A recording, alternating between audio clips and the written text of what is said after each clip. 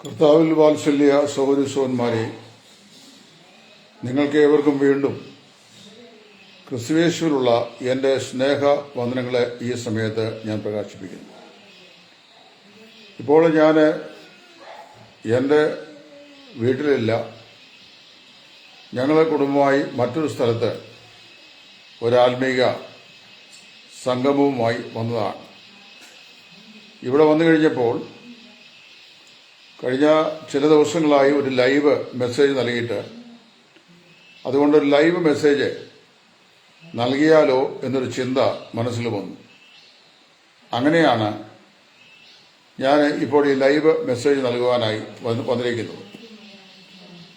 നമ്മുടെ കർത്താവായ യേശുക്രിസ്തു ഒരു ആത്മാവിനെ രക്ഷയിലേക്ക് നയിക്കുവാൻ യോഹന്നാന്റെ സുവിശേഷം 4-ാം അധ്യായത്തിൽ ശമര്യരുടെ പട്ടണത്തിലേക്ക് കടന്നു ചെല്ലുന്ന മനോഹരമായ ഒരു ചരിത്രരേഖ യോഹന്നാൻ എന്ന സുവിശേഷൻ രേഖപ്പെടുത്തിയിട്ടുണ്ട്. പേഴ്സണൽ ഇവാഞ്ചലിസത്തിന്റെ വാല്യൂ, വ്യക്തിഗത സുവിശേഷീകരണത്തിന്റെ പ്രയോജനം എന്താണെന്ന് നമ്മെ ഉദ്ബോധിപ്പിക്കുന്ന മനോഹരമായ ഒരു അധ്യായമാണ് ഈ യോഹന്നാന്റെ സുവിശേഷം, അതിന്റെ 4-ാമത്തെ അധ്യായം. ഈ അധ്യായം പഠിക്കുകയും അത് ധ്യാനിക്കുകയും നമ്മുടെ കർത്താവായ യേശുക്രിസ്തുവിന്റെ വ്യക്തിഗത സുവിശേഷീകരണത്തിന്റെ മോഡസ് ഓപ്പറൻഡി നമ്മൾ പഠിക്കുകയും ചെയ്യുമ്പോൾ എങ്ങനെയാണ് ഒരാളെ കർത്താവിലേക്ക് ആനയിക്കുന്നത് എന്നുള്ള അനുഗ്രഹിക്കപ്പെട്ട ചിന്ത നമുക്ക് ഗ്രഹിക്കുവാൻ ഇവിടെ സാധിക്കും. കർത്താവ് ഈ സുക്കാർ എന്ന് പറയുന്ന പട്ടണത്തിലേക്ക് ചെല്ലുന്ന സമയവും അവിടെ ആ സമയത്ത് വെള്ളം കോരാൻ വന്ന ശമരിയക്കാരിയായ ഒരു സ്ത്രീയും ആ സ്ത്രീയുടെ ആത്മിക ദാഹം എങ്ങനെ കെടുത്താൻ സാധിക്കും എന്നുള്ളതിലേക്ക് കർത്താവ് അവളെ മുന്നമേ തന്നെ ദർശിക്കുന്നതും ആ പാപിനിയായ ആ സ്ത്രീയെ, സമൂഹത്തിൽ വെറുക്കപ്പെട്ടവളായ ആ സ്ത്രീയെ എങ്ങനെ ദൈവസ്നേഹത്താൽ കർത്താവിന്റെ കൃപയിലേക്ക് ആനയിക്കാൻ സാധിക്കും എന്നുള്ളതിന്റെ ഒരു ഉത്തമമായ മാതൃക ഈ യോഹന്നാൻ 4-ൽ നാം വായിക്കുന്നു. ഞാൻ അതിനു മുമ്പ് ഈ ശമരിയക്കാരി സ്ത്രീയെക്കുറിച്ച് 1-2 ചരിത്രപരമായിരിക്കുന്ന സൂചനകൾ നൽകുവാൻ ആഗ്രഹിക്കുന്നു. BC 732 ഇസ്രായേലിന്റെ വടക്കേ രാജ്യമായ 10 ഗോത്രങ്ങൾ പ്രവാസികളായി അസീറിയയിലേക്ക് പോയതായിട്ട് നമ്മൾ വായിക്കുന്നു. അസീറിയൻ രാജാവായ സെൻഹേരീബ് ഇസ്രായേൽ ദേശത്തേക്ക് വരികയും ഇസ്രായേൽ മക്കളായ ഈ 10 ഗോത്രക്കാരെ അവിടേക്ക് പിടിച്ചുകൊണ്ടുപോവുകയും ചെയ്തു. ഒരു സുപ്രഭാതത്തിൽ വന്ന് പിടിച്ചുകൊണ്ട് പോയതല്ല. ദീർഘനാളുകൾ ദീർഘദർശികളായ ദൈവത്തിന്റെ പ്രവാചകന്മാരെ കൊണ്ട് പാപത്തിൽ മുഴുകി വിഗ്രഹാരാധനയിൽ നിമഗ്നരായി തീർന്ന ഈ 10 ഗോത്രക്കാരെ മാനസാന്തരത്തിലൂടെ ദൈവകൃപയിലേക്ക് മടക്കി വരുത്താൻ, സൈന്യങ്ങളുടെ ദൈവമായ യഹോവയോടുള്ള ബന്ധം പുനഃസ്ഥാപിക്കുവാൻ ദൈവം നിരന്തരമായി അവരെ മുന്നറിയിപ്പ് നൽകിക്കൊണ്ടിരുന്നു.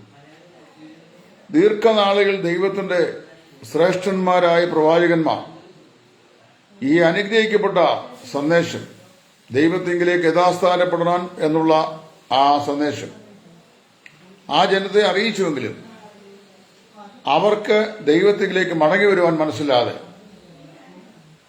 ദൈവത്തിന്റെ വെളിപ്പാടിന് വിരോധമായി, പ്രവചന വചനങ്ങൾക്ക് വിരോധമായി, ദൈവശബ്ദത്തിന് വിരോധമായി അവർ പാപം കൂടുതൽ ചെയ്യുകയും അങ്ങനെ ദൈവം അവരെ ഈ ജാതീയ രാജാവായ ഈ അസീറിയൻ രാജാവിന്റെ കയ്യിൽ ഏൽപ്പിക്കുകയും ചെയ്തു. അങ്ങനെ ഇസ്രായേലിലെ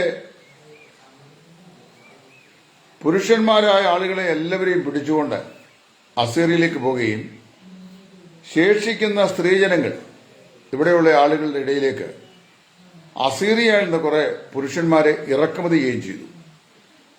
പിൽക്കാലത്ത് ഈ പുരുഷന്മാർ യഹൂദ സ്ത്രീകളായ ഇവിടെ അവശേഷിച്ച ആളുകളെ വിവാഹം കഴിച്ച് അവരുമായി ഒരു വൈവാഹിക കുടുംബ ബന്ധമുണ്ടാകുകയും ആ കുടുംബ ബന്ധത്തിലൂടെ ശമരിയർ എന്ന് പറയുന്നൊരു വിഭാഗം ഉദ്ഭൂതമാകുവാൻ കാരണമാവുകയും ചെയ്തു.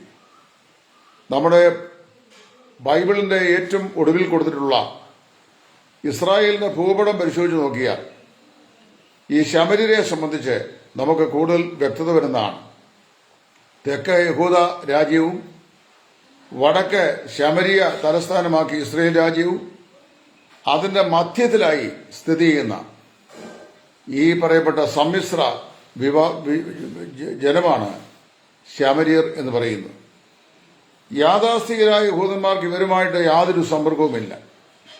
ഇവ സമ്മിശ്രരായതുകൊണ്ട് പകുതി യഹൂദന്മാരും പകുതി അസീര്യക്കാരുമായതുകൊണ്ട് സമ്മിശ്ര ജാതിയായി കണക്കാക്കുകയും അവരുമായി ഏതെങ്കിലും ബന്ധം പുലർത്തുന്നത് ഒരു യാഥാസ്ഥിക യഹൂദന് അശുദ്ധമായി അവർ കണക്കാക്കുകയും ചെയ്യുക.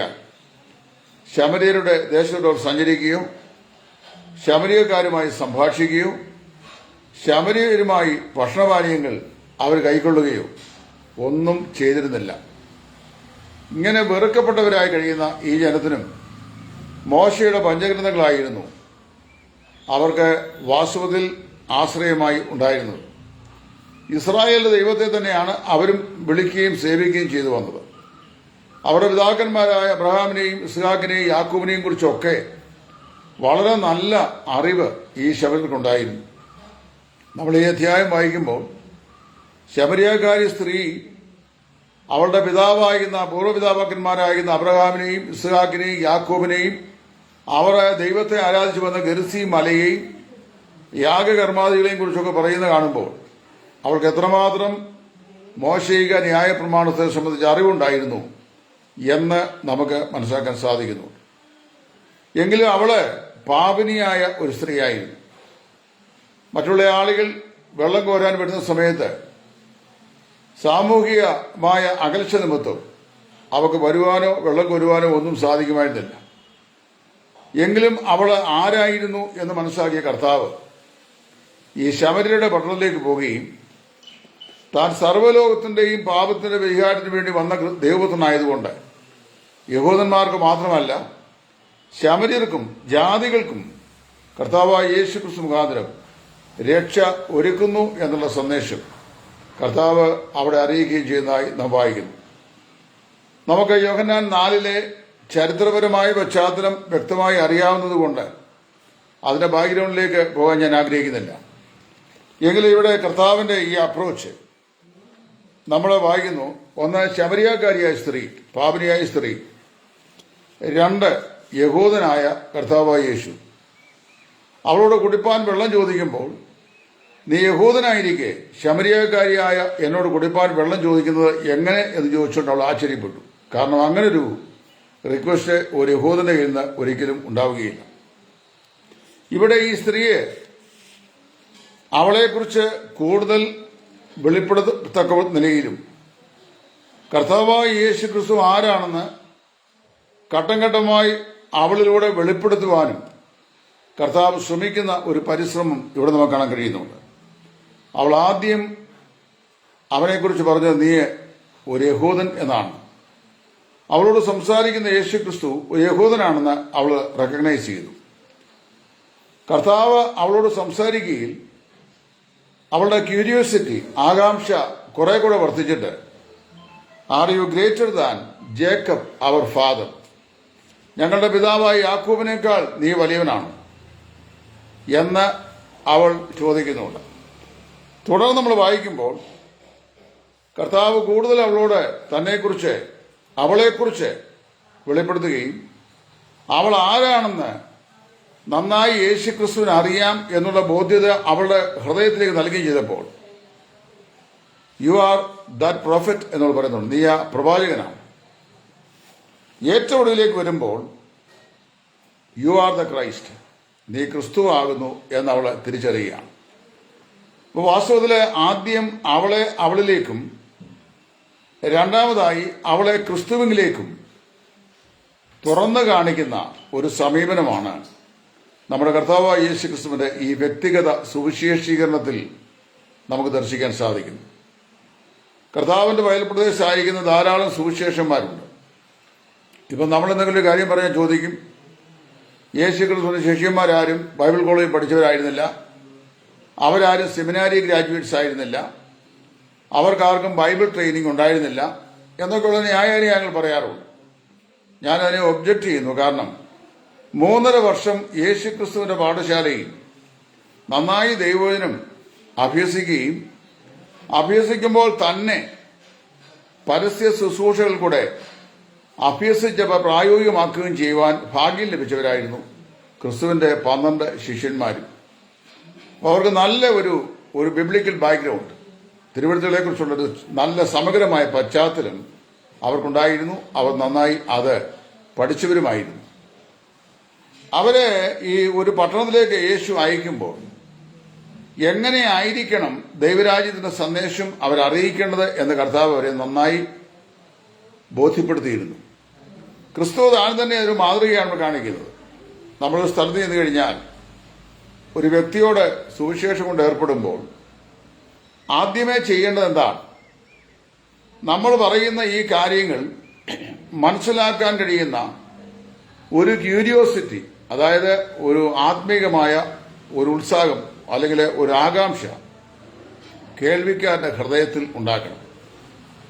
ആ ആകാംക്ഷ അവരുടെ ഹൃദയത്തിൽ ഉണ്ടാകുമ്പോഴാണ് നമ്മൾ പറയുന്ന കാര്യങ്ങൾ കേൾക്കാൻ അവർക്ക് മനസ്സുണ്ടാകുന്നത്. ഇപ്പോൾ ഉദാഹരണമായി പറഞ്ഞു കഴിഞ്ഞാൽ പ്രവൃത്തിയുടെ പുസ്തകം 17-ാം അധ്യായം. ഈ 17-ാം അധ്യായത്തിൽ തത്വശാസ്ത്രികളുടെ തറവാട് എന്നറിയപ്പെടുന്ന ഏതൻസിൽ അവിടുത്തെ തത്വജ്ഞാനികളുടെ സ്റ്റേഡിയത്തിൽ അരയോപുക കുന്ന്, അത് കെട്ടിപ്പൊക്കിയ ഒരു വൻമലയാണ്, ഒരു വലിയ സ്റ്റേഡിയമാണ്. അവിടെ സാധാരണയായി ആഴ്ചയുടെ മിക്കവാറും ദിവസങ്ങളിൽ തത്വശാസ്ത്രികളായ ആളുകൾ തങ്ങളുടെ തത്വസംഹിതകളെ സമഗ്രമായി അവതരിപ്പിക്കുകയും അവരെ കേൾക്കുവാൻ ആളുകൾ കൂടി വരികയും ചെയ്യുന്ന സ്ഥലമായിരുന്നു. അരയോപുക കുന്നിന്മേൽ പൗലോസ് അവരെ അഡ്രസ് ചെയ്യുമ്പോൾ ഈ തന്നെ കേൾക്കുന്ന തത്വചിന്തകന്മാരായ ഈ ആളുകളുടെ തറവാട്ടിലെ ആളുകൾ പൗലോസ് പറയുന്ന കാര്യം എന്താണെന്ന് കേൾക്കാനുള്ള ഒരു വ്യഗ്രത ആദ്യമായി അവരുടെ ഹൃദയത്തിലുണ്ടാക്കി. ഇപ്പം നമ്മുടെ ചില സുവിശേഷകന്മാരും പൗലോസും കർത്താവും ഒക്കെ തമ്മിലുള്ള വ്യത്യാസം ഞാൻ പറഞ്ഞുതരാം. ഈ നമ്മൾ ഒരു സ്ഥലത്ത് ചെല്ലുമ്പോൾ നമ്മൾ പഠിച്ചിരിക്കുന്ന ഉപദേശങ്ങളെല്ലാം കൂടി ഈ ഉപദേശവും സുവിശേഷവും എന്താണെന്ന് അറിയാൻ വയ്യാത്ത ഒരാളുടെ മനസ്സിലേക്ക് വളരെ വേഗത്തിൽ പകർന്നു കൊടുക്കാനുള്ള ഒരു തൃഷ്ണ പല ആളുകൾക്കും ഉണ്ട്. ഇതിനെ വാസ്തവത്തിൽ തങ്ങൾ ബന്ധപ്പെട്ട് നിൽക്കുന്ന സഭാജ്വരം എന്ന് വേണേൽ പറയാം. ഈ സഭാജ്വരം ബാധിച്ച ആളുകൾ വേഗത്തിൽ ഇവരെ അങ്ങോട്ട് ഈ ശിഷ്യരാക്കിയിട്ട് വേഗത്തിൽ രക്ഷിക്കപ്പെടുത്തിയിട്ട് സഭയുടെ മെമ്പേഴ്സ് ആക്കാനായിട്ട് ശ്രമിക്കുക. അതൊന്നുമല്ല ഇവിടുത്തെ പ്രധാനപ്പെട്ട വിഷയം. പൗലോസ് അവിടെ ചെല്ലുമ്പോൾ പൗലോസ് അവരുടെ പ്രസംഗ വിഷയം നിങ്ങൾ ശ്രദ്ധിക്കണം. ഈ അരയോപുന്നിലെ പ്രസംഗ വിഷയം അൺനോൺ ഗോഡ്, അതായത് അജ്ഞാത ദേവൻ എന്നുള്ള സബ്ജക്റ്റായിരുന്നു. ഒരു സബ്ജക്റ്റ് ഉണ്ടായിരുന്നു പ്രസംഗിക്കുന്നത്. അതിന്റെ ചരിത്ര പശ്ചാത്തലം ഞാൻ വായിച്ചത് എഫബ്രൂസ് എന്ന് പറയുന്ന ദേവദാസൻ അപ്പോസ്തലനായ പൗലോസിനെ കുറിച്ച് എഴുതി വരുമ്പോൾ അദ്ദേഹത്തിന്റെ അരയോപക കുന്നിലെ അഡ്രസ്സിങ്ങിനെ കുറിച്ച് എഴുതിയിട്ടുണ്ട്. എഴുതുമ്പോൾ പൗലോസ് അവിടെ ചെന്ന് പട്ടണം മുഴുവൻ ചുറ്റിക്കറങ്ങി കണ്ടു. പട്ടണം മുഴുവൻ വിഗ്രഹങ്ങളെ കൊണ്ട് നിറഞ്ഞിരിക്കുന്നത് കണ്ടു. തന്റെ മനസ്സിന് ചൂട് പിടിച്ചു. വിഗ്രഹങ്ങളുടെ സമുച്ചയത്തിന്റെ നടുവിൽ ഒരു വേദിക്കല്ല് കണ്ടു. ആ വേദിക്കല്ല് എഴുതിയിട്ടുള്ള ദി അൺനോൺ ഗോഡ്, അറിയപ്പെടാത്ത ദേവൻ. ഒരുപാട് വിഗ്രഹങ്ങളുടെ സമ്മേളന കേന്ദ്രമായിരുന്നു ഈ അരയോപക. അവിടെ ഈ അത്രയും ദേവീദേവന്മാരുടെ ബിംബങ്ങൾ, പ്രതിച്ഛായകൾ എല്ലാം അവിടെ പ്ലേസ് ചെയ്തിട്ടുണ്ടെങ്കിലും ഇനി അതൊന്നും സാക്ഷാൽ ദൈവമല്ലെങ്കിൽ അറിയപ്പെടാത്തൊരു ദൈവം ഉണ്ടെങ്കിൽ അദ്ദേഹത്തിന് എന്നാണ് ഈ അജ്ഞാതദേവൻ എന്ന വേദിക്കല്ല് അർത്ഥമാക്കുന്നത്. അപ്പോൾ പൗലോസ് തന്റെ ഈ തത്വശാസ്ത്രങ്ങളെ അഡ്രസ് ചെയ്യുമ്പോൾ അവരറിയാതെ ഭജിക്കുന്നവനെ തന്റെ പ്രസംഗ വിഷയമാക്കിയാണ് അദ്ദേഹത്തോട് പ്രസംഗിക്കുന്നത്. നമ്മൾ ആ പ്രവൃത്തി 17 വായിച്ചു കഴിഞ്ഞാൽ നമുക്ക് മനസ്സിലാക്കാൻ കഴിയുന്ന കാര്യമാണ്. ഒന്ന്, അജ്ഞാതദേവൻ സകലത്തെയും സൃഷ്ടിച്ച സൃഷ്ടാവാണെന്ന് താൻ സമർത്ഥിച്ചു. 2, സൃഷ്ടാവായ ഈ അജ്ഞാതദേവൻ സൃഷ്ടിയിൽ ഒരിക്കലും വസിക്കുന്നവനല്ല. എന്ന് പറഞ്ഞാൽ സൃഷ്ടിയിൽ അവനെ തപ്പി നോക്കിയാൽ കാണത്തില്ല. കാര്യം ഇവിടെയുള്ള ഈ തത്വശാസ്ത്രമില്ല, അവിടെ തപ്പി നോക്കുകയായിരുന്നു. അവനെ കണ്ടെത്താനാകുമോ എന്നറിഞ്ഞവർ തപ്പി നോക്കി. ഇപ്പൊ തപ്പി creator is outside is creation എന്നാണ് രണ്ടാമത് പറഞ്ഞത്. അജ്ഞാതദേവൻ സൃഷ്ടികർത്താവാണ്. 2, അവൻ സൃഷ്ടിക്ക് വെളിയിൽ വസിക്കുന്നവനാണ്. 3, അവൻ ഭൂതലത്തിലെങ്ങും കുടിയിരിക്കണ മനുഷ്യജാതിയെ ഒരുവൻ ഉളവാക്കിയവനാണ്. 4, അവൻ അവരുടെ നിവാസത്തിനും ജീവിതത്തിനുമെല്ലാം കാലവും അതിരും വെച്ചവനാണ്. 5, അവർക്കെല്ലാം ഭക്ഷ്യവും പ്രാണവായുവും പിന്നെ അത്യാവശ്യമായ ശുശ്രൂഷകളും കൊടുക്കുന്നവനാണ്. 6, അജ്ഞാതദേവൻ അവരെ രക്ഷിക്കുന്നവനാണ്. 7, അവൻ ന്യായവിധിക്കായും ഒരു ദിവസം ഒരുക്കിയിരിക്കുന്നു. അജ്ഞാതദേവൻ സകലത്തെയും ന്യായം വിധിക്കുന്നവനാണ്. ഇങ്ങനെ 7 കാര്യങ്ങൾ അവരോട് പറഞ്ഞു. അപ്പൊ ഇത് പറയുന്നതിന് മുമ്പ് ഈ അജ്ഞാതദേവൻ എന്നുള്ള ടൈറ്റിലിൽ ഈ വിഷയം സംസാരിക്കാൻ പൗലോസ് തയ്യാറായി കഴിഞ്ഞപ്പോൾ, നീ ഞങ്ങളോട് സംസാരിക്കുന്ന ഈ നവീന ഉപദേശം ഏത്, അത് ഞങ്ങളോട് പറയുക എന്ന് അവരിങ്ങോട്ട് പറഞ്ഞു. ഇതാണ് rising curiosity in the mind of the hearer എന്ന് പറയുന്നു. ഇതൊരു മനഃശാസ്ത്രത്തിന്റെ ഭാഗം കൂടിയാണ്. നമ്മൾ വിശ്വസിക്കുന്ന കുറെ പ്രവചനമോ ഭാഷയോ അല്ലെങ്കിൽ ഇടയ്ക്ക് ഹല്ലേലൂയ സ്തോത്രമൊക്കെ ഉരുവിട്ടുകൊണ്ട് കുറെ പറയുന്ന ഒരു ഗംഭീര പ്രസംഗമല്ല ഈ ആളുകൾ ശ്രദ്ധിക്കുന്നത്. നീ ഞങ്ങളോട് സംസാരിക്കുന്ന ഈ നവീന ഉപദേശം അതെന്ത് ഞങ്ങളോട് പറയാം. ഒരു പുതിയ സംവിധാനമാണ് ഈ പറയുന്നത്. അതെന്താണെന്ന് കേൾക്കാൻ ഒരു ക്യൂരിയോസിറ്റി അവരുടെ മനസ്സിലുണ്ടാക്കി. അത് റൈസ് ചെയ്തു. അവരത് കേൾക്കാൻ തയ്യാറായി. അപ്പം ഈ ഹൃദയത്തിലുണ്ടായ ക്യൂരിയോസിറ്റി മനസ്സിലാക്കിയ പൗലോസ് അജ്ഞാതദേവൻ എന്ന് പറയുന്ന വേദിക്കല്ല് തന്നെ അടിസ്ഥാന വിഷയമാക്കിക്കൊണ്ട് അജ്ഞാതദേവനെ സംബന്ധിച്ച് സമഗ്രമായ 7 കാര്യങ്ങൾ പറഞ്ഞു. ചില ആളുകൾ അവിടെ രക്ഷിക്കപ്പെട്ടു, മറ്റു ചിലർ പറഞ്ഞു ഇനിയും നിന്റെ പ്രസംഗം ഞങ്ങൾ സമയം പോലെ കേൾക്കാം എന്നൊക്കെ പറഞ്ഞു. അപ്പം പൗലോസ് പിന്നെ അവിടുന്ന് പോവുകയും ചെയ്തു. ഇപ്പം ഞാൻ പറയുന്നത് അതിന് നമ്മുടെ ഇടയിലെ ചില ഉപദേശിമാർ, ഈ മണ്ഡലം പറയുന്ന ഉപദേശിമാരാണ് ഈ കൂടുതൽ ഇങ്ങനെയുള്ള വിധി പ്രഖ്യാപനം ചെയ്യുന്നത്. അപ്പോൾ ഒരു ഉപദേശം ഒരിക്കൽ പറഞ്ഞു, അദ്ദേഹത്തിന്റെ പ്രസംഗം പൗലോസ് അവിടെ ചെന്നപ്പോൾ വലിയ തത്വശാസ്ത്രപരമായ ഒരു തത്വപടുവിനെ പോലെ വലിയ ബുദ്ധിപരമായ കാര്യങ്ങളൊക്കെയാണ് പ്രസംഗിച്ചത്. അതുകൊണ്ട് ആളുകൾ കുറെ പേര് മാത്രമേ രക്ഷിക്കപ്പെട്ടുള്ളൂ, 2 3 പേർ. അതുകൊണ്ടൊന്നുമല്ല, പൗലോസ് യഹൂദനെ പോലെയും യവന്മാർക്ക് യവനെ പോലെ ആകുന്നവനായിരുന്നു. യവനായന്മാരുടെ അടുക്കൽ ചെന്ന് കഴിയുമ്പോൾ പ്രൊഫൗണ്ട് ലാംഗ്വേജിൽ, ഗ്രീക്ക് ലാംഗ്വേജിൽ തന്നെ നല്ല ശക്തമായ നിലയിൽ, അത് തത്വശാസ്ത്രികൾ അവരുടെ ഭാഷയിൽ അവരുടെ അറിവിനൊത്തുവണ്ണം സംസാരിക്കാൻ കഴിയുന്നവനും ഒരു സാധാരണക്കാരനടുക്കൽ ചെന്ന് കഴിഞ്ഞാൽ അവന്റെ അറിവിനനുസരിച്ച് സംസാരിക്കാൻ കഴിയുന്ന ആളുമായിരുന്നു പൗലോസ്. അപ്പോൾ പൗലോസ് പ്രസംഗിച്ചു, ആളുകളെ കർത്താവിലേക്ക് ക്രൂശിങ്കിലേക്ക് ആനയിച്ചു. ശമരിയാക്കാരി സ്ത്രീയുടെ മനസ്സിൽ അവളോട് സംസാരിക്കുന്ന ഈ പുരുഷൻ ആരാണെന്ന് അറിയാനുള്ള ഒരു വ്യഗ്രത യേശുക്രിസ്തു ക്രിയേറ്റ് ചെയ്തു. എന്നിട്ട് നമ്മളൊരു സ്ഥലത്ത് സുവിശേഷം പറയാൻ ചെല്ലുമ്പോൾ, നമ്മൾ കർത്താവായ യേശുക്രിസ്തുവിനെ കുറിച്ച് സംസാരിക്കാൻ തയ്യാറാകുമ്പോൾ, നാം സംസാരിക്കുന്ന ക്രിസ്തു ആരാണെന്ന് അറിയാനുള്ള ഒരു താല്പര്യം കേൾവിക്കാരന്റെ ഹൃദയത്തിൽ ജനിപ്പിക്കാൻ സാധിക്കണം. അവിടെയാണ് നമ്മുടെ പേഴ്സണൽ വാല്യൂസം വിജയിക്കുന്നത്. അല്ലാതെ ഭൂമിയിലുള്ള മറ്റോ ഒന്നും ദൈവമല്ല, ഞങ്ങൾ പറയുന്ന മാത്രം ആ ദൈവം എന്ന് പറഞ്ഞുകൊണ്ടിരുന്നു കഴിഞ്ഞാൽ തല്ലും കൊണ്ടിട്ട് പോരുകയും ചെയ്യും. നമ്മൾ അതിന് സാധാരണ ഈ പള്ളം വർഗീസ് എന്ന് പറയുന്നൊരു ദേവദാസ് ഉണ്ടായിരുന്നു. ഈ പള്ളം വർഗീസ് കോട്ടയം പാക്കൽ പ്രദേശത്ത് ജനിച്ച് ജീവിച്ച ഹൈന്ദവ വിഭാഗത്തിലെ ഈഴവ സമുദായത്തിന് രക്ഷിക്കപ്പെട്ട് മുമ്പോട്ട് വന്ന വളരെ കരുത്തനായ ഒരു ദേവദാസനാണ്. അത് എന്നെയും പഠിപ്പിച്ചിട്ടുണ്ട്. 92-ാമത്തെയോ 93-ാമത്തെ വയസ്സിലാണ് കർത്താവിലേക്ക് പോയത്. നല്ല അഗാധമായ വേദജ്ഞാനമുള്ള വ്യക്തിയാണ്. അദ്ദേഹം അക്രൈസ്തവരുടെ ഇടയിൽ സംസാരിക്കാൻ ചെല്ലുമ്പോൾ പല പ്രാവശ്യം അദ്ദേഹത്തിലൂടെ അനേക ഭവനങ്ങളിൽ ഞാൻ സുവിശേഷം പറയാൻ പോയിട്ടുണ്ട്. അപ്പൊ അദ്ദേഹം പറയും, സ്നേഹിതരെ, നിങ്ങളെ വളരെ സ്നേഹമുണ്ടായിട്ട് നിങ്ങളെ വളരെ കരുതുന്നവരായിട്ടാണ് ഇവിടെ വന്നത്. ഞങ്ങളിവിടെ വന്നത് കൃഷ്ണൻ ദൈവമല്ലെന്ന് പറയാൻ അല്ല. അങ്ങനെയൊക്കെ പറയുന്നവരുണ്ടായിരിക്കാം. ഞങ്ങൾ പറയാൻ വന്നത് ക്രിസ്തു രക്ഷകനാണെന്ന് പറയാനാണ്. അപ്പൊ അവർക്കൊരു ആശ്വാസമോ എന്നറിയാൻ മനഃശാസ്ത്രമാണ്. ഇതിനുമുമ്പ് വന്നവരല്ല ഇതിനെ കുറ്റം പറഞ്ഞുകൊണ്ട് അവിടെ വന്ന് ഞങ്ങൾ പറയും, ഞങ്ങളുടെ സബ്ജക്റ്റ് നിങ്ങൾ സേവിക്കുന്ന ആൾ ദൈവമല്ലെന്ന് പറയുക എന്നുള്ളതല്ല, ഞങ്ങൾ വിളിച്ചു പറയുന്ന ക്രിസ്തു രക്ഷകനാണെന്ന് പറയുക എന്നുള്ളതാണ്. It's A very good approach. അപ്പോൾ അത് കേൾക്കാനൊരു മനസ്സ് അവർക്കുണ്ടാകും. അങ്ങനെ വന്നു കഴിഞ്ഞപ്പോൾ ഈ ശമരിയക്കാരി സ്ത്രീയോട് യേശു സംസാരിക്കുമ്പോൾ അവളോട് ചോദിച്ച മറ്റൊന്നുമല്ല, ഒരു പാത്രം വെള്ളം കുടിപ്പാൻ തരുമോ എന്നാ ചോദിച്ചത്. അപ്പൊ ലോക ചരിത്രത്തിൽ ശമര്യരുടെ ഉത്ഭവം മുതൽ യേശുക്രിസ്തു ഈ ശമര്യക്കാർ സ്ത്രീയോട് കുടിക്കാൻ വെള്ളം ചോദിക്കുന്ന സമയം വരെ ഒരൊറ്റ യാഥാസ്ഥിക യഹൂദൻ ശമര്യരുടെ പ്രദേശത്ത് പോയിട്ടില്ല, അവർ ദേശത്തൂടെ സഞ്ചരിച്ചിട്ടില്ല, അവരുമായി സംഭാഷിച്ചിട്ടില്ല, അവരുമായി സമ്പർക്കം പുലർത്തിയിട്ടില്ല, മാത്രമല്ല അവരോട് ആഹാര നീഹാരാദികൾ സ്വീകരിച്ചിട്ടുമില്ല. This is first time in the history of the Jewish nation. അതുകൊണ്ട് തന്നെ അവർക്കൊരു അത്ഭുതമുണ്ടായി, ഒരു ആശങ്കയുണ്ടായി. നീ ഒരു യഹൂദനായിരിക്കെ ശമരിയാക്കാരിയായ സ്ത്രീയായ എന്നോട് നീ കുടിപ്പാൻ ചോദിക്കുന്നത് എങ്ങനെ ചോദിച്ചു? അപ്പൊ യേശുവോട് പറഞ്ഞു, ഞാൻ നിനക്ക് തരുവാനിരിക്കുന്ന ഈ വെള്ളം കുടിക്കുന്നവനൊക്കെയും പിന്നെയും പിന്നെയും ദാഹിക്കും. ഞാൻ കൊടുക്കുന്ന വെള്ളം കുടിക്കുന്നവനോ ഒരു നാളും ദാഹിക്കുകയില്ല, അത് നിത്യജീവനിലേക്ക് ഒഴുകുന്ന ജീവ നീരുറവായി അത് തീരും. അപ്പൊ ഒരു കൺഫ്യൂഷനുള്ള ഹൃദയത്തിലുണ്ടാക്കി. അവൾ വെള്ളത്തിൽ കോരിയെടുക്കുന്ന ഈ വെള്ളം അത് കുടിക്കുന്നവരെല്ലാം പിന്നെയും പിന്നെയും ദാഹിക്കും. എന്നാൽ യേശുക്രിസ്തു ദാഹം എന്നേക്കുമായി ശമിപ്പിക്കുന്ന ഒരു ജീവജലം ദാനം ചെയ്യുന്ന ആളാണെന്ന് അവളോട് പറഞ്ഞു.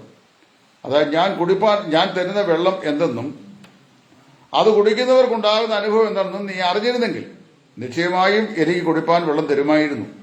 അപ്പോൾ യേശുക്രിസ്തുവിന്റെ കയ്യിൽ അവളുടെ കയ്യിലുള്ള വെള്ളത്തെക്കാൾ ശ്രേഷ്ഠമായ ഒന്നുണ്ട് എന്നും അതെന്താണെന്ന് ആരാഞ്ഞറിയാനുള്ള ആഗ്രഹവും അവളുണ്ടായി. അപ്പോൾ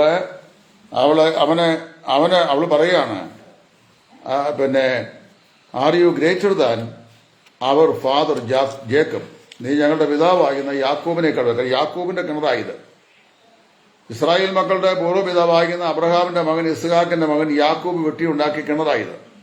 ഈ കിണറ്റിന്റെ കരയിൽ നിന്നുകൊണ്ടാണ് അവൾ വെള്ളം വിടുന്നത്.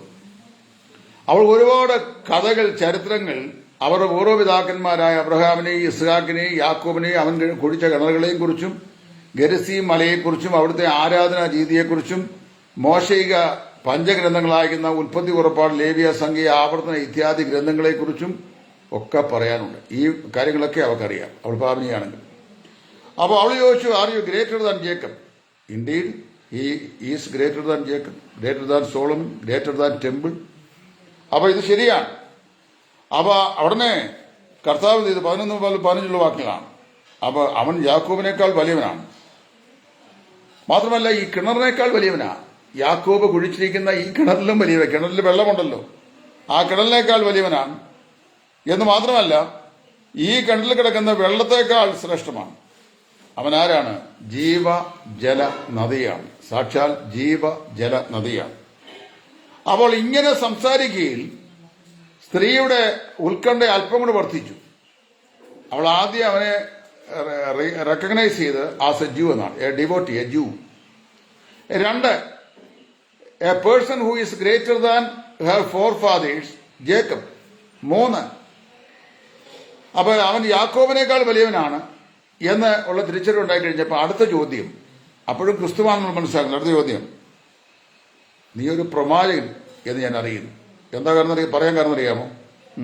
കർത്താവോട് പറഞ്ഞു, അവള് പറഞ്ഞു, ഈ ഞാൻ എന്ത് ചെയ്യാം, ഈ ഇവള് വന്ന് നട്ടുവെച്ചേക്ക് ആരും കാണാതെ വന്ന് പാത്ത് വെള്ളം മാറ്റി കോരിക്കൊണ്ട് പോവുകയാണ്. കാര്യം അവള് ഒരു സാൻമാർഗിക ജീവിതം നയിക്കാത്ത ആളാണ്, ഒരു അസന്മാർഗിക ജീവിതശൈലിയുള്ള ലേഡിയാണ്. അപ്പൊ പബ്ലിക്കിന്റെ മുമ്പാകെ അപ്പീൽ ചെയ്യേണ്ട എന്ന് ചിന്തിച്ചു. അവൾ നട്ടുവെച്ചേക്ക് വന്ന് വെള്ളം കോരുന്നു. ആ സമയം സാധാരണ ആരും വെള്ളം കോരാൻ വരാറുമില്ല.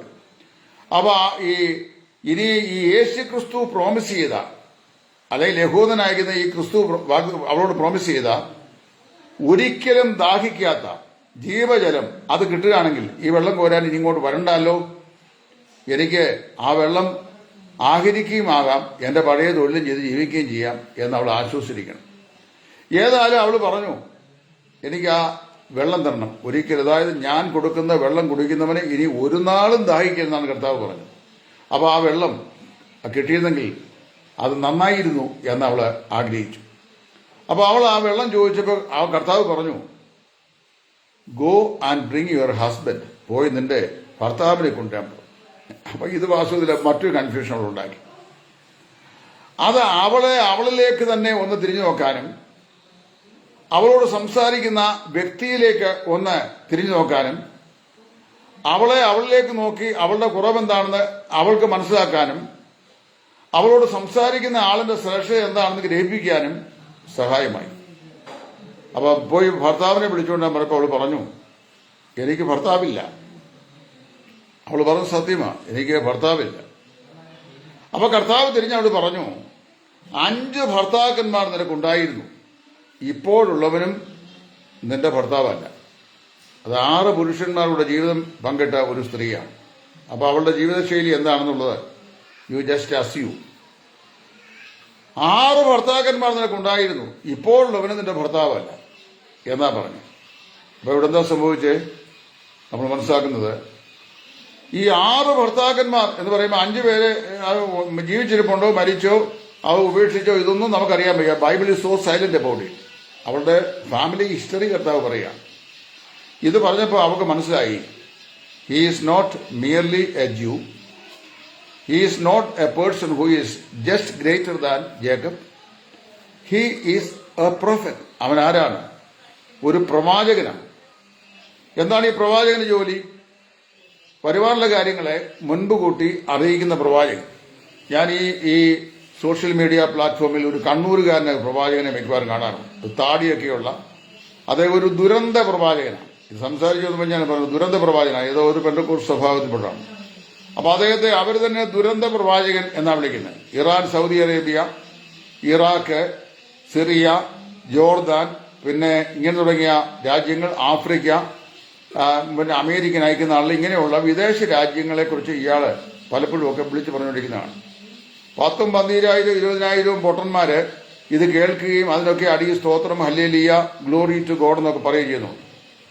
എന്നാൽ ഈ ദുരന്ത പ്രവാചകനോട് ഞാൻ ചോദിച്ചു, ഇറാനും ഇസ്രായേലും തമ്മിലുള്ള യുദ്ധത്തെ സംബന്ധിച്ച് ഒന്നും മിണ്ടി കേട്ടില്ലല്ലോ. ഹമാസ് ഇസ്രായേലിന് കീഴടങ്ങുമോ? ഒരക്ഷരം പോലും മിണ്ടിയിട്ടില്ല. ഹിസ്ബുള്ളയുടെ ആക്രമണം എന്നേക്കുമായി അത് ഇല്ലാതെയായി തീരുമോ? ഒന്നും അറിയാൻ വയ്യ. ഉത്തരം തരികയില്ല. ഇങ്ങനെയുള്ള കള്ളപ്രവാചകന്മാരുടെ കാര്യമല്ല ഞാനീ പറയുന്നത്. ഈ സ്ത്രീയുടെ ജീവിതത്തിന്റെ ഉള്ളറ രഹസ്യങ്ങളെ ഉള്ളതുപോലെ കർത്താവ് പറഞ്ഞു. നിനക്ക് 5 ഭർത്താക്കന്മാരുണ്ടായിരുന്നു, ഇപ്പോഴൊരുത്തും കൂടെയുണ്ട്, അവനും നിന്റെ ഭർത്താവല്ല. അപ്പോൾ അവൾ മനസ്സിലാക്കി, എന്റെ ജീവിത രഹസ്യങ്ങൾ ഇന്ന് വരെ ആരോടും പറയാതെ ഞാൻ പരിപാവനമായി സൂക്ഷിച്ച എന്റെ ജീവിതത്തിന്റെ രഹസ്യങ്ങളെ എന്നോട് തുറന്നു പറഞ്ഞ ഇവൻ ആരാണ്? ഒരു പ്രവാചകനാണ്. അപ്പം ഈ വ്യക്തിയെക്കുറിച്ചുള്ള realisation, revelation, it was progressive. Firstly she said, he is a Jew, നീ ഒരു യഹൂദനാണ്. 2, you are greater than Jacob. 3, ആ പ്രോഗ്രഷൻ എന്ന് പറയാം. 3, യു ആർ എ പ്രൊഫറ്റ്, നീ ആരാണ്? നീ ഒരു പ്രവാചകനാണ്. അത് പറഞ്ഞിട്ട് അവളിലേക്കും താൻ ആരാണെന്നും കർത്താവ് അവൾക്ക് വെളിപ്പെടുത്തി. അതായത് നിന്നോട് വെള്ളം ചോദിക്കുന്നവൻ ആരാണെന്നും അവൻ നിനക്ക് കുടിപ്പാൻ തരുന്ന വെള്ളം എന്താണെന്നും നീ അറിഞ്ഞിരുന്നെങ്കിൽ നിശ്ചയമായും അവൻ കുടിപ്പാൻ കൊടുക്കുമായിരുന്നു. അപ്പൊ ഇത് കഴിഞ്ഞപ്പോൾ അവൾക്ക് മനസ്സിലായി, ഇവൻ സാധാരണ പുള്ളിയല്ല. ആരാണ്? ഇവന് സാക്ഷാൽ ക്രിസ്തുവാണ്. അവൾ ഓടിച്ചെന്നു, പട്ടണത്തിലേക്ക് ചെന്നു, പരിഭ്രാന്തിയായി. പട്ടണത്തില് ചെന്നിട്ട് പറഞ്ഞു, ഞാൻ എൻ്റെ ജീവിതത്തിലെ രഹസ്യങ്ങളൊക്കെ എനിക്ക് വെളിപ്പെടുത്തി എന്നോട് സംസാരിച്ച ഒരു വ്യക്തിയെ ഞാൻ കണ്ടേ. Perhaps he is the Christ. അവൻ ആരായിരിക്കാം? ക്രിസ്തു ആയിരിക്കും എന്ന് പറഞ്ഞു. ഈ സ്ത്രീയാണ് ഈ യേശു ക്രിസ്തുവിനെ കുറിച്ച് ഈ പട്ടണത്തിൽ ചെന്ന് ആളുകളെ അറിയിക്കുകയും പട്ടണം മുഴുവനും കൂടെ യേശുവിൻ്റെ അടുത്ത് വരികയും അവനെ കൂട്ടിക്കൊണ്ട് ഈ പട്ടണത്തിൽ ചെല്ലുകയും അവിടെ കർത്താവിന് വിശാലമായ ഒരു ശുശ്രൂഷ ഉണ്ടാവുകയും ചെയ്തു. സ്ത്രീകൾ സുവിശേഷ വേലയിൽ പ്രയോജനപ്പെടുന്നതിനെ തടയുന്ന ഒരുപാട് സ്വഭാവഭാവങ്ങളുണ്ട്. ഞാൻ ഈ സുവിശേഷങ്ങൾ വായിക്കുമ്പോൾ ഞാൻ വളരെ ബഹുമാനിക്കുന്നു സ്ത്രീകളെ, അവരെ വിലമതിക്കുകയും ചെയ്യുന്നു. അതിൻ്റെ 1-2 റീസൺസ് ഞാൻ പറയാം. എന്നെ ക്രൂശിക്കാൻ ആരെങ്കിലും വരുന്നതിന് മുമ്പ് ഞാൻ പറയുന്ന കാര്യം ശ്രദ്ധിച്ചു കാണണം. 1, കർത്താവായ യേശു ക്രിസ്തു മരിച്ചവരുടെ ഇടയിൽ നിന്ന് ഉയർത്തെഴുന്നേറ്റിരിക്കുന്നു എന്നുള്ള സത്യം ക്രിസ്തു ആദ്യം അറിയിച്ചത് സ്ത്രീകളെയാണ്. എന്ന സംശയമുണ്ട്, യോഹന്നാന്റെ സുവിശേഷം വായിച്ചാൽ മതി. മഗ്ദലക്കാരത്തി മറിയയും മറ്റേ മറിയയും ശൂഷനായി. ഇവർ അതിരാവിലെ ഇരുട്ടുള്ളപ്പോൾ യേശു ക്രിസ്തുവിന്റെ കല്ലറയിൽ സുഗന്ധവർഗം പൂശേണ്ടതിന് അവനെ സംസ്കരിച്ച കല്ലറയുടെ വാതിക്കൽ അധികാലത്ത് ഇരുട്ടുള്ളപ്പോൾ തന്നെ ചെന്നു. അവിടെ ചെന്നു കഴിഞ്ഞപ്പോൾ കല്ലറ തുറന്നു കിടക്കുന്നതും അതിന്റെ മേൽ അതിന്റെ വാതിക്കൽ വെച്ചിട്ട് കല്ല് ഉരുട്ടി മാറ്റി വെച്ചിരിക്കുന്നതും അവന്റെ തലമേൽ ചുറ്റിയിരുന്ന റൂമാൽ അത് ഒരു കോണിക്ക് ചുരുട്ടി വെച്ചിരിക്കുന്നതും വസ്ത്രം അവനെ പുതപ്പിച്ച വസ്ത്രം മാറ്റി വെച്ചിരിക്കുന്നതും കണ്ടു. കല്ലറയിൽ ആരെയും കണ്ടില്ല.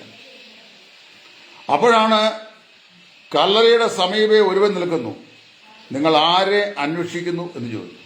അപ്പോൾ അവൾ ചിന്തിച്ചു, ആ തോട്ടം സൂക്ഷിപ്പുകാരനായിരിക്കാം, കല്ലറയുടെ സൂക്ഷിപ്പുകാരനായിരിക്കാം. യജമാനെ, നീ അവനെ എടുത്തുകൊണ്ട് പോയെങ്കിൽ ദയവായി പറയണം, ഞങ്ങൾ അവനെ എടുത്തുകൊണ്ട് പോയിക്കൊള്ളാം എന്ന് പറഞ്ഞു. ആ കർത്താവിനോടുള്ള അവരുടെ സ്നേഹമാണ്. അത് സാക്ഷാൽ കർത്താവ് തന്നെയായിരുന്നു. കർത്താവ് പറഞ്ഞു, ഞാൻ മരിച്ചവരിൽ നിന്ന് ഉയർത്തെഴുന്നേറ്റിരിക്കുന്നു, മുൻ പറഞ്ഞതുപോലെ ഉയർത്തെഴുന്നേറ്റിരിക്കുന്നു. നിങ്ങൾ പോയി ഗലീലയിൽ ചെന്ന് എന്റെ ശിഷ്യന്മാരോടും വിശേഷാൽ പത്രോസിനോടും ഇത് പറവീൻ എന്ന് പറഞ്ഞു. ഈ സ്ത്രീകളാണ് കർത്താവായ യേശു ക്രിസ്തുവിന്റെ സുവിശേഷത്തിന് ലോക ചരിത്രത്തിൽ ആദ്യമായി സാക്ഷ്യം പറഞ്ഞത്. അതായത് യേശു ക്രിസ്തു മരിച്ചവരുടെ ഇടയിൽ നിന്ന് ഉയർത്തെഴുന്നേറ്റിരിക്കുന്നു എന്നുള്ള സദ്വർത്തമാനം തന്റെ ശിഷ്യന്മാരെ പോയി അറിയിച്ചത് ഈ വിശുദ്ധ സ്ത്രീകളാണ്. ഇനി നിങ്ങൾ പറയണം, സുവിശേഷം അറിയിക്കുന്ന ശുശ്രൂഷയിൽ സ്ത്രീകൾക്ക് ഏതെങ്കിലും പങ്കുണ്ടോ, അല്ലെങ്കിൽ ദൈവം വേദനയെ അനുവദിക്കുന്നുണ്ടോ എന്ന് പറയണം. ഇനി ഞാൻ അതിലേക്കൊന്നും പോകുന്നില്ല, അതിന്റെ അപ്പുറത്തോടൊന്നും പോകാൻ ആഗ്രഹിക്കുന്നില്ല. ഈ സ്ത്രീകൾക്ക് മനോഹരമായ ഒരു ശുശ്രൂഷ, സുവിശേഷത്തിന്റെ സന്ദേശം പുനരുദ്ധാനത്തിന്റെ സന്ദേശം ആദ്യം ശിഷ്യന്മാരെ അറിയിക്കാൻ, വിളംബരം ചെയ്യുവാൻ ഭാഗ്യം ലഭിച്ച, കൽപ്പന ലഭിച്ച ആളുകളായിരുന്നു ഈ സ്ത്രീകൾ. ഇവിടെ ശമരിയാക്കാരി സ്ത്രീ എന്താ ചെയ്തത്? താൻ കണ്ടെത്തിയ ആള് ദൈവത്തിന്റെ ക്രിസ്തുവാണ് എന്ന് അവൾ റിയലൈസ് കഴിഞ്ഞപ്പോൾ അവൾ ആ പട്ടണത്തിലേക്ക് ഓടിച്ചെന്നിട്ട് അവളുടെ ജീവിതത്തിന്റെ എല്ലാ രഹസ്യങ്ങളെയും അവളെ അറിയിച്ച ഇവൻ പ്രവാചകൻ മാത്രമല്ല, ഇവൻ ആരാണ്? ദൈവത്തിന്റെ ക്രിസ്തുവാണ് എന്ന് ആ പട്ടണക്കാരോട് പറഞ്ഞു. അവരെല്ലാം കൂടി ഓടി വന്ന് യേശുവിനെയും കൂട്ടിക്കൊണ്ട് പട്ടണത്തിൽ ചെന്നു. ശമര്യരുടെ പട്ടണത്തിൽ യഹൂദന്മാർ വെറുത്തിരുന്ന ഓരോ യാഥാസ്ഥ യഹൂദൻ ഒരിക്കലും പ്രവേശിപ്പാൻ ഇഷ്ടപ്പെടാതിരുന്ന ആ പട്ടണത്തിൽ ചെന്നു. അവിടെ ചെന്ന് തന്റെ മഹത്വം അവിടെ വെളിപ്പെടുത്തുകയും അനേകർ ശമര്യർ കർത്താവായ യേശു ക്രിസ്തുവിൽ വിശ്വസിക്കുവാൻ കാരണമായി ഭവിക്കുകയും ചെയ്തു. ഒരു സ്ത്രീയാണ് ഈ സുവിശേഷീകരണത്തിന് പിറകിൽ പ്രവർത്തിച്ചത്. ഇനി അതിലെ മുമ്പോട്ട് വരുമ്പോൾ ചരിത്രത്തിലെ എനിക്കറിയാവുന്ന രണ്ടാളുകളുടെ പേരോട് ഞാൻ പറയാം. അപ്പം ഞാൻ സ്ത്രീ പക്ഷപാതിയാണ്. സ്ത്രീകൾ സുവിശേഷ പ്രസംഗത്തിന് വേണ്ടി അവരെ പ്രോത്സാഹിപ്പിക്കണമെന്നൊക്കെ പറഞ്ഞുകൊണ്ട് ഇപ്പോൾ ഒരുപാട് ആൾക്കാർ വരും. അതിന് മറുപടി ഞാൻ പറഞ്ഞോളാം. എനിക്ക് എൻ്റെ ഓർമ്മയിൽ അറിയാവുന്ന ചില ആളുകൾ, ആ ഓർമ്മയിൽ അറിയാവുന്ന ആളുകൾ ഈ എൻ്റെ ഓർമ്മയിലുള്ള എൻ്റെ പ്രായത്തിൻ്റെ പരിധിക്കുള്ള രീതി അറിയാവുന്ന രണ്ടാളുകളാണ്. ഒന്ന് മേരി കോവൂർ, രണ്ട് പെണ്ണമ്മ സന്യാസിനി. ഇവർ രണ്ടുപേരെയും പ്രസംഗം ഞാൻ കേട്ടിട്ടുണ്ട് എൻ്റെ ബാല്യകാലത്ത്. മേരി കോവൂരിന്റെ പ്രസംഗം ഒരുപാട് കേട്ടിട്ടുണ്ട്. പെണ്ണമ്മ സന്യാസിനിയുടേത് വളരെ കുറച്ച് മാത്രം ഞാൻ കേട്ടിട്ടുണ്ട്. രണ്ട് പ്രൊഫൗണ്ട് സ്പീക്കേഴ്സായിരുന്നു സുവിശേഷ പ്രസംഗിക്കാൻ. മേരി കോവൂര് നമ്മുടെ നാസ്തികനായിരുന്ന എ ടി കോവൂരിന്റെ അപ്പന്റെ ജ്യേഷ്ഠന്റെ മോളാണ്. അതായത് മേരി കോവൂർ പറഞ്ഞാൽ ഞങ്ങളുടെ ഉപ്പാപ്പൻ എന്നാണ് പറഞ്ഞത്. അപ്പം എ ടി കോവൂരിന്റെ ഫാദറിന്റെ ജ്യേഷ്ഠന്റെ മോളാണ് ഈ മേരി കോവൂർ. ഈ മേരി കോവൂര് കേരളത്തിലെ സൗത്ത് ഇന്ത്യയിൽ അതിശക്തമായി സുവിശേഷം പ്രസംഗിച്ചയാളാണ്. അവരുടെ പ്രസംഗത്തിൽ അനേക ആളുകൾ കർത്താവായ യേശുവിനെ രക്ഷിതാവായി സ്വീകരിക്കുന്നത് ഞാൻ എൻ്റെ കണ്ണുകൊണ്ട് കണ്ടിട്ടുണ്ട്. വളരെ ശക്തിമത്തായ ദൂതുകൾ അവർ പ്രസംഗിക്കുവായിരുന്നു. പെണ്ണമ്മ സന്യാസിനി അങ്ങനെ സംസാരിക്കുന്ന ഒരാളായിരുന്നു. പിന്നീട് എൻ്റെ ബാല്യകാലത്തിന് ശേഷം ഞാൻ അവരെ കണ്ടിട്ടില്ല. അപ്പോൾ ചരിത്രത്തിൽ ഞാൻ വായിച്ചിട്ടുള്ളൊരു ഗ്രന്ഥമുണ്ട്, 100 Women Who Changed the History of the World. ലോകത്തിന്റെ ചരിത്രത്തെ മാറ്റിമറിച്ച 100 വനിതകൾ എന്ന് പറഞ്ഞൊരു പുസ്തകം എൻ്റെ ലൈബ്രറിയിൽ പോകാം. ആ കൂടുതൽ ഫാനി കോഷ്ബി, നിരവധി ആളുകളുണ്ട്. ഇവരൊക്കെ വ്യത്യസ്ത തലങ്ങളിൽ നിന്നുകൊണ്ട് കൃപാവരം പ്രാപിച്ചവരായി കർത്താവിന് വേണ്ടി വലിയ സാക്ഷ്യം വഹിച്ചുള്ള ആൾക്കാരാണ്. എൻ്റെ വിഷയം അതല്ലെങ്കിലും ഞാൻ സൂചിപ്പിച്ചത് മാത്രമേ ഉള്ളൂ. അപ്പോൾ വ്യക്തിഗതമായി നമ്മളൊരാളുടെ സുവിശേഷം പറയുമ്പോൾ നമ്മുടെ മനസ്സിലുള്ള ആശയങ്ങളെ അങ്ങോട്ട് ഞാൻ അടിച്ചേൽപ്പിച്ച് വിശ്വസിച്ചോണം, ഇതാണ് ലോകത്തിലെ ഏക രക്ഷാമാർഗം എന്ന് പറഞ്ഞാൽ ആദ്യം അങ്ങോട്ട് അറിയിക്കുകയല്ല. ഒരു വ്യക്തിയുടെ ഹൃദയത്തിൽ നാം പറയുന്ന സുവിശേഷത്തിന്റെ സന്ദേശം കേൾക്കാനുള്ള ഒരാത്മീകമായ താല്പര്യം അവരിൽ തന്നെ ഉണർത്തുക. അതാണ് ആദ്യത്തെ അപ്രോച്ച്. രണ്ട്, ആ വ്യക്തി ആരാണെന്ന് അവരെ തന്നെ ബോധ്യപ്പെടുത്തുക, അവരിലൂടെ തന്നെ ബോധ്യപ്പെടുത്തുക. അതിനുള്ള മാർഗം അവർക്ക് പറഞ്ഞു കൊടുക്കുക. 3, അത്ര ഗൗരവമായ പാപത്തിൽ ഏർപ്പെട്ടിരിക്കുന്ന ഒരു സ്ത്രീയോടും കർത്താവായ യേശു ക്രിസ്തു സംസാരിക്കുമ്പോൾ വളരെ കൃപയോടും മനസ്സലിവോടും കനിവോടും കൂടിയാണ് യേശു അവിടെ ഇടപെടുന്നത്. നമ്മളൊക്കെയാണ് എന്താ പറയും, മഹാവേശ്യ സ്ത്രീ, അവളോടൊക്കെയാണോ സുവിശേഷം പറയേണ്ടത് എന്ന് ചിന്തിക്കും. കർത്താവ് അങ്ങനെ വല്ല ഏതെങ്കിലും പദപ്രയോഗങ്ങൾ പറഞ്ഞില്ല. യേശു അവളോട് ആ നിലയിൽ സംസാരിക്കും. എനിക്ക് അതിനേക്കാൾ സന്തോഷം തോന്നിയ അവൾ കണ്ടിട്ട് first Christ revealed herself to her, അതായത് അവളെ തന്നെ അവൾക്ക് വെളിപ്പെടുത്തി കർത്താവ് കൊടുത്തു. 2, then later he revealed himself to her, അവൻ ആരാണെന്ന് അവൾക്ക് വെളിപ്പെടുത്തി കൊടുത്തു. അങ്ങനെ വെളിപ്പെടുത്തി കൊടുക്കുമ്പോൾ വെളിപ്പാടിന്റെ ഈ പരസ്പര സംഘടനം യേശു ക്രിസ്തു ആരാണെന്ന് മനസ്സിലാക്കാൻ അവൾക്ക് സഹായമായി. അവളെന്ത് ചെയ്തു? അവള് പട്ടണത്തിൽ ചെന്ന് വിവരം അറിയിച്ചു. പട്ടണം മുഴുവൻ അവൻ്റെ അടുക്കൽ വന്നു. അവനെ കൂട്ടിക്കൊണ്ട് പട്ടണത്തിലേക്ക് പോയി. അവൾ മുഖാന്തരം അനേകം രക്ഷിക്കപ്പെടാൻ ഇടയാക്കി. പൗലോസ് അപ്പോസ്തലൻ ഫിലിപ്പിയിൽ ചെല്ലുമ്പോൾ അവിടുത്തെ ചന്തസ്ഥലത്ത് സുവിശേഷം പ്രസംഗിക്കാൻ ചെല്ലുന്ന സമയത്ത് ആ ചന്തസ്ഥലത്ത് നിന്ന് പ്രസംഗിക്കുന്ന സമയത്ത് തന്നെ കേട്ട പല ആൾക്കാരുണ്ടായിരിക്കാം. എന്നാൽ തുയത്തൈര പട്ടണക്കാരിയും രക്താംബരം വിൽക്കുന്നവളുമായ ലിഡിയ എന്ന് പറയുന്ന ഒരു സ്ത്രീ പൗലോസ് പ്രസംഗിക്കുന്ന സുവിശേഷം വിശ്വസിക്കാൻ തക്കവണ്ണം പരിശുദ്ധാത്മാവ് അവളുടെ ഹൃദയം തുറന്നു എന്ന് വായിക്കും. അവളും കുടുംബവും കർത്താവായ യേശുവിനെ രക്ഷിതാവും കർത്താവുമായി സ്വീകരിച്ചു. ഒരു വ്യക്തിയുടെ ഹൃദയത്തിലേക്ക് യേശു ക്രിസ്തുവിനെ എഴുന്നള്ളിക്കുന്ന ശുശ്രൂഷയിൽ ആദ്യം ആ വ്യക്തിയെ അവനിലേക്കും, 2 അവന്റെ കുറവുകളിലേക്കും, 3 അവന്റെ അപര്യാപ്തതകളിലേക്കും, 4 അവന്റെ പ്രശ്നപരിഹാരത്തിന് സഹായകനായ വ്യക്തിയിലേക്കും അവന്റെ ശ്രേഷ്ഠതയിലേക്കും പടിപടിയായി ആനയിച്ച് ക്രിസ്തുവിന്റെ മഹത്വം അവർക്ക് വെളിപ്പെടുത്തുമ്പോഴാണ് കർത്താവായ യേശുവിനെ ഒരു പാപി രക്ഷിതാവായി സ്വീകരിക്കുന്നത്. അല്ല ഏതെങ്കിലും ഒരു സഭ പഠിപ്പിച്ചു വച്ചിരിക്കുന്ന ഉപദേശത്തിന്റെ തത്വം ചുവടുപിടിച്ചുകൊണ്ട് അത് പോയി അങ്ങോട്ട് ഇത് പറയുകയാണ്. ഇവിടുത്തെ രക്ഷാമാർഗം പലതും ഞാൻ കണ്ടിട്ടുണ്ട്. ഞാൻ തന്നെ സുവിശേഷമാണല്ലോ. എനിക്ക് രസകരമായി തോന്നിയ വിഷയം, ഏതെങ്കിലും ഒരു വ്യക്തിയെ കാണുക, ഉടൻ തന്നെ അവരോട് പറയും കർത്താവ് നിങ്ങൾ പാപിയാണ്, കർത്താവായ യേശു ക്രിസ്തു മാത്രമാണ് ഏകരക്ഷകൻ, അപ്പം നിങ്ങൾക്ക് രക്ഷയ്ക്കുള്ള ഒരൊറ്റ മാർഗമുണ്ട്, ആ മാർഗം ഇതാണ്, നിങ്ങളെന്ത് ചെയ്യണം, യേശുവിനെ കർത്താവെന്ന് വായി കൊണ്ടേറ്റ് പറയണം, ദൈവം അവനെ മരിച്ചവരുടെ എഴുന്ന ഉയർത്തെഴുന്നേൽപ്പിച്ചെന്ന് വിശ്വസിക്കണം. റോമർ 10:9-10 വാക്യം, ഇതാണ് രക്ഷയ്ക്കുള്ള സഹായക വാക്യം എന്നൊക്കെ പറഞ്ഞു കേൾപ്പിക്കും. എന്നിട്ട് ഈ വാക്യപ്രകാരം നിങ്ങൾ എന്ത് ചെയ്യണം, യേശുവിനെ കർത്താവിന് ഇഷ്ടമായി ഏറ്റു പറയണം. റോമാലേഖനം 10:9-10 വാക്യങ്ങൾ പൗലോസ് പറഞ്ഞ പശ്ചാത്തലം എന്താണെന്ന് നിങ്ങൾ മനസ്സിലാക്കണം. അത് ഞാൻ ഓർപ്പിച്ചു തരാം. പൗലോസ് റോമൻ സാമ്രാജ്യമായിരിക്കുക. റോമാ സാമ്രാജ്യത്തിലെ ദൈവം ചക്രവർത്തിയാണ്.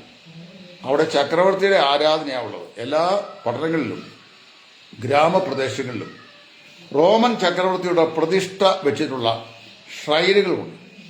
ആ ഷ്രൈനുകളിൽ ചക്രവർത്തിയെ ആരാധിക്കാൻ ആ ഷ്രൈനുകളിൽ ആരാധന നടത്തുന്ന പൊണ്ടീഫുകൾ, അല്ലെങ്കിൽ ജാതീയ പുരോഹിതന്മാരെ ചക്രവർത്തി നിയമിച്ചിട്ടുണ്ട്. ഈ പൊണ്ടീഫുകൾ ചക്രവർത്തിയുടെ പ്രതിഷ്ഠയുടെ മേൽ എന്ത് ചെയ്യുന്നു, ആരാധന അർപ്പിക്കുന്നു. ചക്രവർത്തിയാണ് ദൈവം, അവനാണ് കർത്താവെന്നാണ് റോമാ സാമ്രാജ്യം മുഴുവൻ പഠിപ്പിക്കുകയും പ്രസംഗിക്കുകയും ചെയ്യുന്നു. ചക്രവർത്തി അല്ല, വേറെ അവിടെ ഒരു കർത്താവുമില്ല. Roman emperor is the lord of the nation, അല്ലെങ്കിൽ ലോർഡ് ഓഫ് ദി എംപയർ എന്താണ് ഉപദേശം. അവിടെ ചെന്ന് കർത്താവായ യേശു ആണ് കർത്താവെന്ന് പറഞ്ഞു കഴിഞ്ഞാൽ തല പോകുന്ന സംഗതിയാണ്. മരണശിക്ഷ വരെ ലഭിക്കാം. അങ്ങനെയുണ്ടോ വിഷയം. നിങ്ങൾ വായിച്ചു നോക്കിയാൽ സെക്യുലർ ഹിസ്റ്ററി പഠിച്ചാലും അറിയാം. റോമൻ ചക്രവർത്തിയെ കർത്താവായിട്ട് അംഗീകരിക്കണം എന്നാണ്. ക്രൈസ്തവ വിശ്വാസം ഏറ്റുപറഞ്ഞ വിശ്വാസികളായ ആളുകൾക്ക് റോമൻ സാമ്രാജ്യത്തിൽ ലഭിച്ചിരുന്ന ഔദ്യോഗികമായ സ്ഥാനങ്ങളും ജോലികളും പോലും ഇല്ലാതാക്കുകയും അനേകരെ വധിക്കാൻ പരസ്യമായി ഓർഡർ കൊടുക്കുകയും ചെയ്ത ഡൊമീഷ്യനെ പോലുള്ള കിരാതന്മാരായ ചക്രവർത്തിമാർ റോമൻ സാമ്രാജ്യം ഭരിച്ചിട്ടുണ്ട്. ആ സാമ്രാജ്യം ചെന്നിട്ട് യേശുവിനെ കർത്താവെന്ന് വായിക്കൊണ്ട് ഏറ്റുപറയാന്ന് പറഞ്ഞാൽ വളരെ പ്രയാസകരമായ ഭയപ്പാടുളവാക്കുന്ന ഒരു വിഷയമാണ്. അവിടെയാണ് പൗലോസ് പറഞ്ഞത്, യേശുവിനെ കർത്താവെന്ന് വായിക്കൊണ്ട് ഏറ്റുപറയുകയും ദൈവം അവനെ മരിച്ചവരുടെ ഇടയിൽ നിന്ന് ഉയർത്തെഴുന്നേൽപ്പിച്ചു എന്ന് ഹൃദയം കൊണ്ട് വിശ്വസിക്കുകയും ചെയ്താൽ നീ രക്ഷിക്കപ്പെടും. ഇത് രക്ഷിക്കപ്പെടാനുള്ള ആപ്തവാക്യമല്ല. റോമൻ സാമ്രാജ്യത്തിൽ ചക്രവർത്തി ആരാധനയ്ക്ക് വിരുദ്ധമായി യേശു ക്രിസ്തുവാണ് കർത്താവെന്ന് ഏറ്റുപറയാൻ കാണിക്കുന്ന ധൈര്യത്തെക്കുറിച്ച് പറയുകയാണ്. ഇവിടെ രക്ഷിക്കപ്പെടാൻ നമ്മൾ ചെയ്യേണ്ട 2-3 കാര്യങ്ങളുണ്ട്. പാപി ചെയ്യേണ്ട 2-3 കാര്യങ്ങളുണ്ട്. അതേതൊക്കെയാണ് ഞാൻ പറയാം. ഒന്ന്, ക്രൂശിലെ കള്ളൻ ചെയ്ത കാര്യങ്ങൾ മാത്രം ചെയ്താൽ മതി. ക്രൂശിലെ കള്ളൻ രക്ഷിക്കപ്പെടാൻ എന്ത് ചെയ്തു? ആ ഒരൊറ്റ കാര്യം, ആ കാര്യം മാത്രം ഇന്ന് ഭൂമിയിലുള്ള ഏത് പാപിയും ചെയ്താൽ മതി. ഒന്ന്, ക്രൂശിലെ കള്ളൻ പറഞ്ഞു, നാമോ ന്യായമായത് പ്രാപിക്കുന്നു എന്ന് പറഞ്ഞാൽ നമ്മൾ ക്രൂശിലെ കയറാൻ കാരണം നമ്മൾ ചെയ്ത തെറ്റുകളാണ്. ചെമ്പുചട്ടി മോട്ടിച്ചതിനും ഉരുളി മോട്ടിച്ചതിനും പിടിച്ചു പറിച്ചതിനും കൊള്ളപ്പണം ഉണ്ടാക്കിയതിനും ഒക്കെയാണ് നമ്മൾ ക്രൂശിൽ കയറുന്നത്. അപ്പം നമ്മൾ ന്യായമായത് പ്രാപിക്കുന്നു എന്ന് പറഞ്ഞു കഴിഞ്ഞാൽ എന്റെ ശിക്ഷയ്ക്ക് കാരണക്കാരൻ ഞാൻ തന്നെയാണ് എന്നുള്ള തിരിച്ചറിവ്. ഒരു പാപി ആദ്യം തന്നിലേക്ക് തന്നെ നോക്കേണ്ടത് ഞാൻ പാപിയാണ്, എന്റെ പാപമാണ് എന്നെ ശിക്ഷയ്ക്ക് യോഗ്യനാക്കി വിധിച്ചിരിക്കുന്നത്. അങ്ങനെ വായിക്കുന്നത് ഏതെല്ലാ മനുഷ്യനും പാപികളാണ്, അവന്റെ പാപമാണ് അവനെ ശിക്ഷായോഗ്യനാക്കി തീർത്തിരിക്കുന്നത്. ഇനി 2, നാമോ ന്യായമായത് പ്രാപിക്കുന്നു, ഇവനോ അരുതാത്തൊന്നും ചെയ്തിട്ടില്ല. അപ്പൊ ഈ 2 കള്ളന്മാർ തടവി കിടക്കുന്ന പുള്ളിയുണ്ടല്ലോ, കർത്താവായ യേശു, അവനെക്കുറിച്ചുള്ള തിരിച്ചറിവ്, ഇവൻ അരുതാത്തൊന്നും ചെയ്യാത്ത ആളാണ്. അതാണ് 2ാമത്തെ ഭാഷ്യം. ഒന്ന്, ഞാൻ അനുഭവിക്കുന്ന ശിക്ഷയുടെ കാരണക്കാരൻ ഞാൻ തന്നെയാണ്, എനിക്ക് ലഭിച്ചത് അർഹമായതാണ്.